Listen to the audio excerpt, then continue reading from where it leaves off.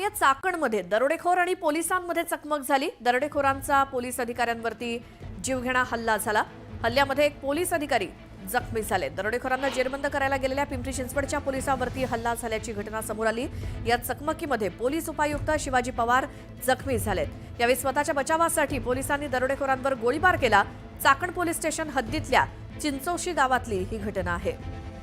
आमचे प्रतिनिधी गोविंद वाकडे आपल्यासोबत फोन लाईनवरती आहेत। गोविंद, कधी झालेली ही चकमक, काय अपडेट?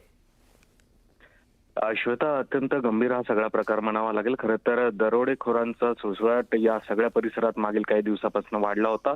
एका वृद्ध दाम्पत्याच्या घरात घुसून 2 दिवसांपूर्वी मोठा दरोडा टाकण्यात आला होता आणि हेच दरोडेखोर, ज्यांचं नाव सचिन चंद्र भोसले आणि मिथुन चंद्र भोसले, ज्यांनी या सगळ्या परिसरात हैदोस घातला होता, हे दोन्ही दरोडेखोर चिंचोशी गावामध्ये येत आहेत अशी पोलिसांना माहिती मिळाली। तात्काळ त्या माहितीच्या आधारे जे डीसीपी झोन 3 आहेत शिवाजी पवार, ते आपल्या टीमसह पोहोचले आणि त्यांनी खरं तर आधी दरोडेखोरांना घेराव घालून संधी दिली आत्मसमर्पण करण्याची। मात्र एक दरोडेखोर जो आहे सचिन भोसले, त्यांनी थेट हल्ला चढवला आणि धारदार शस्त्रांनी वार करत डीसीपी शिवाजी पवार आणि त्यांच्यासोबत एक अधिकारी त्यांच्यावर वार केले।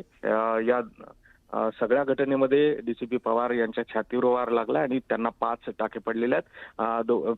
प्रकृती स्थिर आहे। मात्र सगळ्यात महत्त्वाची घटना म्हणजे प्रतिकार करत असताना डीसीपी शिवाजी पवार यांनी दरोडेखोरावर 2 राऊंड फायर केले, 2 गोळ्या झाडल्या, ज्यापैकी एक गोळी दरोडेखोराच्या पायावर लागलेली आहे आणि सचिन चंद्र भोसले हा दरोडेखोर आता याला उपचारासाठी दाखल करण्यात आलेला आहे। गोविंद, धन्यवाद या सगळ्या माहितीसाठी।